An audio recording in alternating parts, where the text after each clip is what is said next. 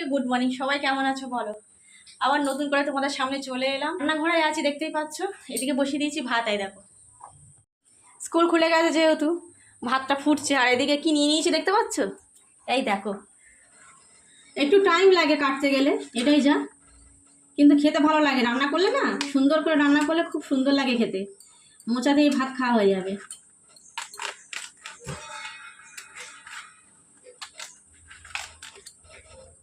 এই সাদা অংশটা নিয়ে নেবো, সাদা অংশটা কচি আছে।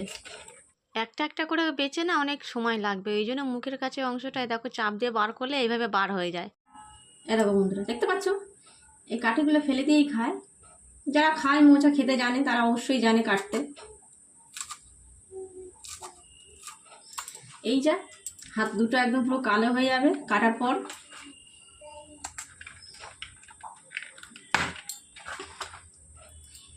এই মাথা থেকে এতটা অংশ বাদ দিয়ে দেবো, দিয়ে সম্পূর্ণটা কুচিয়ে নিয়ে নেবো।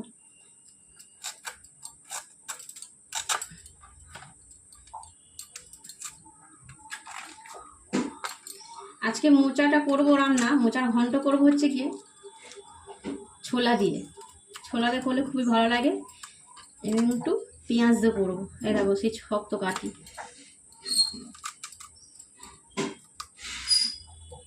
মোচা কাটতে সত্যি করে সময় নেয়। আর কি বলতো, যাদের ঘরে বাচ্চা কাচ্চা আছে তো মোচা কাটতে গেলে একটু ডিস্টার্ব হয়, কেননা তাকে দেখবো না মোচা কাটবো।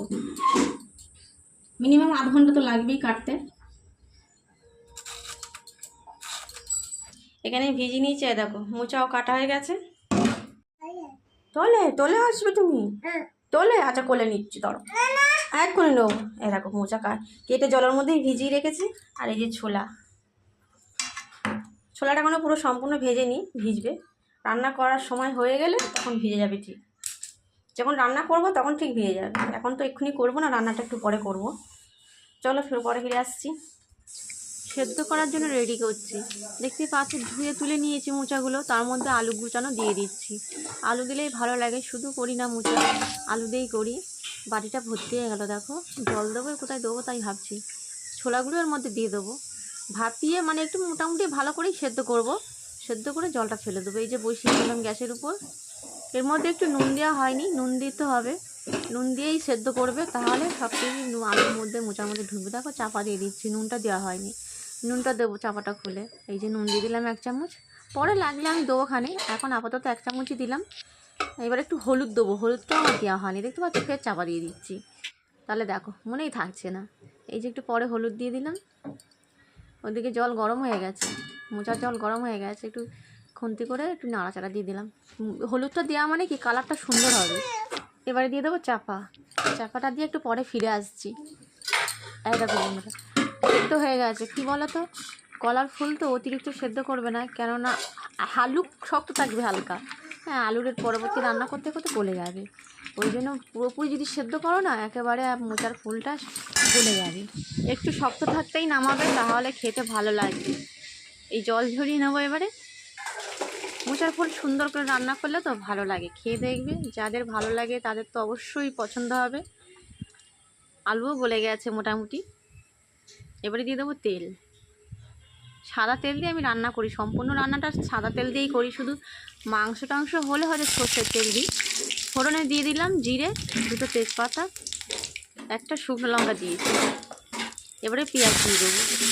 ভালো মতনই তেলটা গরম হয়েছে, হালকা হাতে নাড়াচাড়া দেবো। পেঁয়াজটা যতক্ষণ না পর্যন্ত বাদামি কালার হচ্ছে ভেজে যাব। একটু নুন দিয়ে দেবো। নুন দিলে কী হয় বলো তো, তাড়াতাড়ি নরম হয়ে যায়। তাড়াতাড়ি নরম হয়ে গেলে তাড়াতাড়ি ভাজা হয়ে যায়। মানে পেঁয়াজটা ভাজতে গেলে না বিরক্ত লেগে যায়, মানে কখন তাড়াতাড়ি ভাজা হবে। ওই জন্য বলি একটু নুন দিয়ে দিই, তাড়াতাড়ি ভাজা হবে। নাচতে চাচ্ছে এই দেখো বাদামি কালার এসে গেছে, দেখতে পাচ্ছ। এর মধ্যে এবারে দিয়ে দেবো একটু আদা বাটা দেবো। খুব বেশি দেবো না, অল্প করেই দেবো। দেখতে পাচ্ছ 1 চিমটে আদা বাটা দিই, পেঁয়াজ আর আদা বাটা। এরপরে দিয়ে দেবো হচ্ছে গিয়ে 2টো কাঁচা লঙ্কা, বেশি দিইনি, কেন একটু গুঁড়ো লঙ্কা পড়বে বলে দিইনি। এবারে মোচাগুলো ঢেলে দিচ্ছি। দেখতে পাচ্ছি একদম পুরো ঘেটে আমার, মানে মোচাটা একদম পুরো মোচা ফুলটা তো কলার ফুল একদম ঘেটে যায়নি। কলার ফুল বলো বা মোচা বলো, যে কোনো একটা বললেই হচ্ছে। যেখানে যেরকম বলো। দেখো ভালো মতো নিয়ে বেশ নাড়াচাড়া আমি ভেজে নিয়েছি, দেখতেই পাচ্ছ হালকা কড়াইতে লেগে যাচ্ছে হালকা। এরপরে দিয়ে দেবো এক সব মশলাগুলো। প্রথমে দিয়ে দিচ্ছি নুন, হলুদ গুঁড়ো, লঙ্কার গুঁড়ো, জিরের গুঁড়ো।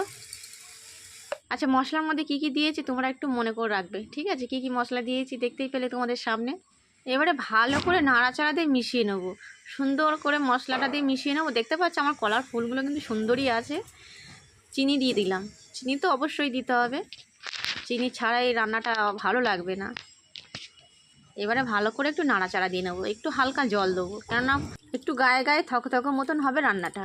এটা ভাতের সঙ্গে যেহেতু খাওয়া হবে তো খুবই ভালো লাগবে, শুকনো হবে না। ভাতের সঙ্গে খাও, রুটির সঙ্গে খাও, হ্যাঁ সব কিছুর সঙ্গেই চলবে, রুটির সঙ্গেও চলবে, ভাতের সঙ্গেও চলবে। ভাতের সঙ্গে তো খুবই সুন্দর লাগে।